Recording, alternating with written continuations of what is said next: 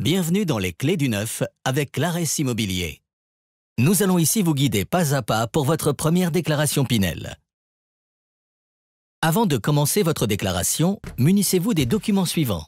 L'acte d'acquisition du bien, qui comprend la date de signature, le prix d'acquisition du bien ainsi que les frais de notaire.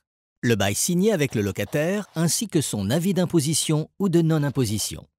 Les justificatifs propres au bien.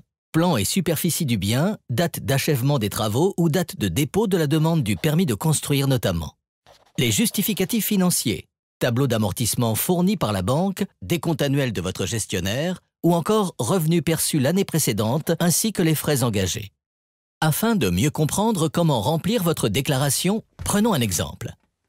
Nous avons investi dans un appartement neuf de 44 mètres carrés à Orléans avec un balcon de 10 mètres carrés pour 162 000 €.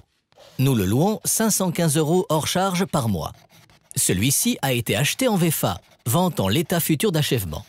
De plus, pour bénéficier du dispositif Pinel, nous nous engageons à louer l'appartement sur une durée de 6 ans. Pour commencer, rendez-vous sur le site impôts.gouv.fr, puis dans votre espace particulier. Rentrez votre numéro fiscal à 13 chiffres et votre mot de passe. Puis, cliquez sur « Accéder à la déclaration en ligne ». Dans votre espace personnel, c'est à l'étape 3 que ça se passe pour votre Pinel. Au niveau des charges, cochez la case « Investissement locatif », puis cliquez sur « Déclaration annexe ». Cochez la déclaration 2044 concernant les revenus fonciers, ainsi que la 2044 EB relevant de l'engagement de location. Commencez par remplir l'annexe 2044 apparue sur la gauche de l'écran. Qu'est-ce que la déclaration 2044 ? Elle concerne les revenus fonciers. Elle est à remplir chaque année tant que le bien est mis en location. N'hésitez pas à vous rapprocher de votre gestionnaire pour obtenir vos revenus fonciers.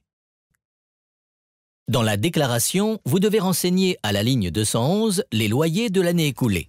La ligne 215 indiquant le total des recettes se remplit alors automatiquement.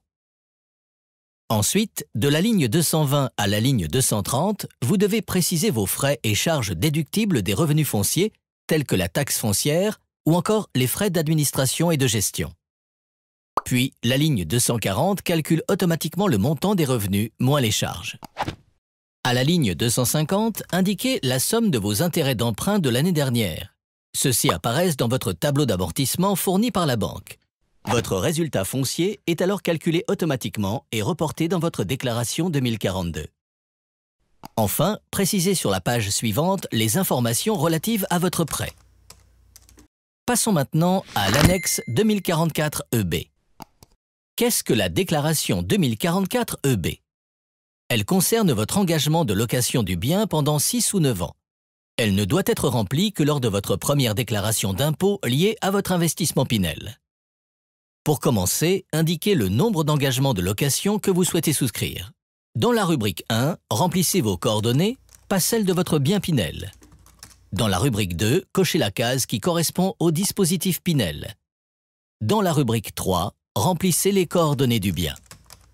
Ensuite, la rubrique 4 vous demande la nature de votre bien.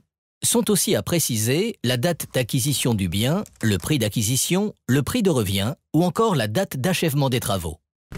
Dans notre exemple, voici ce que cela donne. Nous avons acquis notre appartement pour 162 000 €.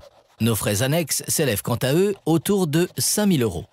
Ainsi, notre prix de revient est égal à 162 000 plus 5 000, soit 167 000 €. Attention, la réduction d'impôt Pinel est calculée sur le prix de revient dans la limite d'un plafond de 5 500 € par mètre carré, de 300 000 € au maximum et de 2 logements par an. La rubrique 5 concerne les caractéristiques de la location. La surface pondérée du logement, la date d'effet de location, le loyer hors charge et le nom du locataire. Pour rappel, la surface pondérée se calcule de la manière suivante. Surface habitable plus 50% de la somme des surfaces annexes, valeur plafonnée à 8 mètres carrés. Attention, les terrasses ne sont prises en compte que dans la limite de 9 mètres carrés. Sont considérés comme surface annexe les balcons, terrasses, mezzanines et autres dépendances du logement. Vous pouvez trouver la liste des annexes exactes sur le BOFIP, Bulletin officiel des finances publiques. Revenons maintenant à notre déclaration. Dans la rubrique 6, cochez la case correspondant à votre engagement de location. Une fois les déclarations 2044 et 2044 EB remplies, vous pouvez voir apparaître sur votre déclaration de revenu principal le report automatique de vos revenus fonciers. Rendez-vous dans la rubrique « Réduction et crédit d'impôt », puis allez directement sur la page suivante qui se rapporte aux investissements locatifs.